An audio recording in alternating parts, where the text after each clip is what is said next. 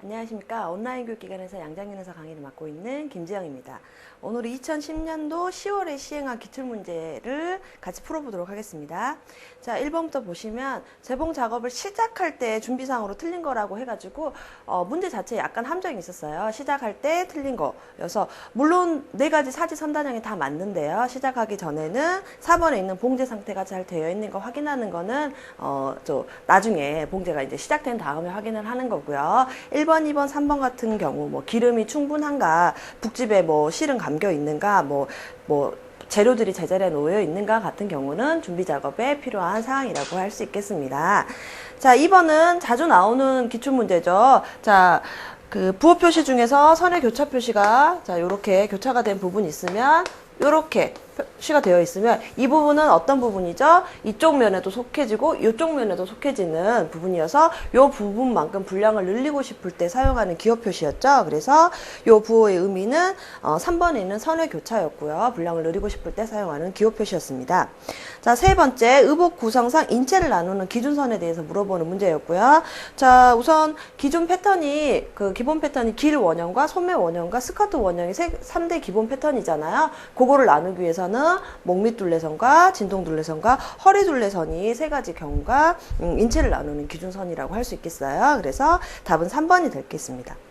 네 번째, 심지를 사용하는 이유예요. 자, 심지는 원단이 혹시나 흐트러지지 않기 위해서, 모양을 좀 보존하기 위해서 많이 사용을 하시죠. 그래서 가장 심지를 사용하는 목적으로는 뭐 의복을 반듯하게 하고 형태를 변형되지 않게 하는 목적이 많겠죠. 그 다음에 뭐 아름다운 실루엣을 부여를 해서 뭐 양복 같은 경우 각을 잡아야 되는 부분이 있으면 각을 잡아주는 역할도 많이 한답니다. 그래서 네 번째, 빳빳한 느낌을 갖게 한다라는 거는 심지의 목적은 아니죠.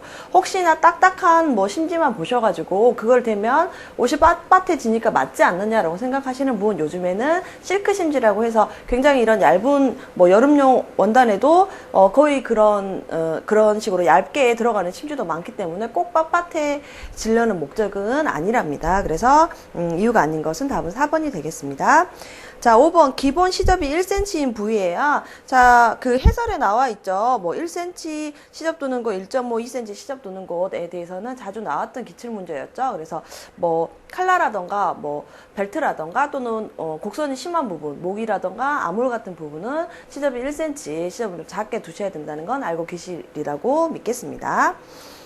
6번, 기모노 소매예요. 기모노 소매는 길과 소매가 연결된 소매로 자주 출제가 되었던 건데, 기모노 소매 일종으로 길이가 좀 짧아지고, 그 다음에 길 원형이 있으면 우리 지금까지는 패턴을 따로 떴는데, 기모노 패턴 같은 경우에는 길에 곧바로 요렇게 소매를 떴었죠. 그런데 요 기모노 슬리브가 짧아지면서 약간 반팔이라던가 약간 더 짧아지면서요. 어떤 경우에는 요 겨드랑이 사이에 무라는 다른 천을 덧대서 활동량을 더 하기도 한다는 거 배우셨었죠. 그래서 요거 기모노 소매가 짧아진 슬리브, 프렌치 슬리브를 답으로 고르셨으면 됐겠습니다.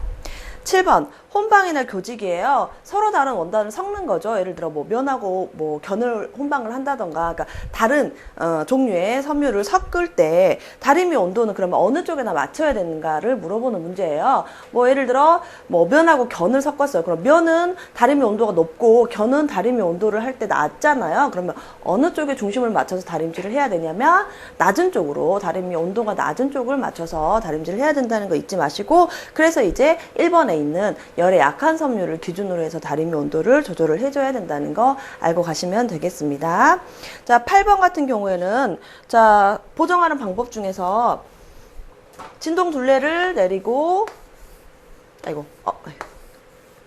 어깨를 내리고, 자, 어깨를 내리고, 그 다음에 어깨점 내린 분량만큼 아몰 둘레도 이렇게 내려서 수정을 해주는 보정 방법. 자, 어떤 체형을 이렇게 보정을 해주나. 어깨선을 이렇게 내려주는 체형은 어떤 체형이에요? 그렇죠. 어깨가 처진 체형일 때 이렇게 어깨선을 내려주고 아몰도 같이 내려줬었죠. 그래서 답은 4번에 대한 것을 물어보는 문제였습니다.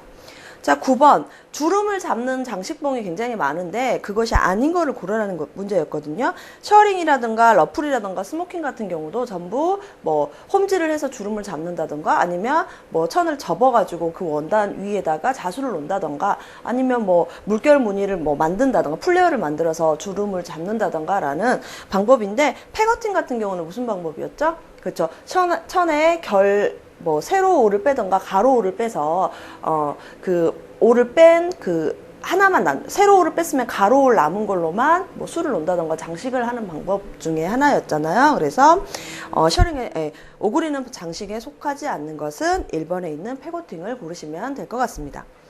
자, 10번. 소매선 높이를 정하는데 필요한 치수예요.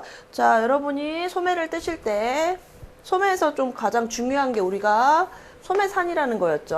자, 여기서부터 여기까지가 소매산이었고요. 자, 요거 소매산을 결정할 때는 여기 이렇게 삼각형으로 이렇게 그려져 있는 요 부분의 치수가 필요하고요. 요 부분의 치수가 뭐예요? 앞진동과 뒷진동을 재서 몸판에서 요거를 소매상 공식에 따라서 놓고 하면 소매통을 결정했었죠. 그래서 10번의 답은 1번에 있는 진동둘레를 말씀하면 되겠고, 여기 대부분 뭐 4분의 암홀이라던가 3분의 암홀이라던가의 공식으로 들어가죠. 뭐 이게 뭐 암홀이 높으면 높을수록 소매통이 뭐 좁아지는 형태라는 것도 여러분 알고 계셨으면 좋겠어요.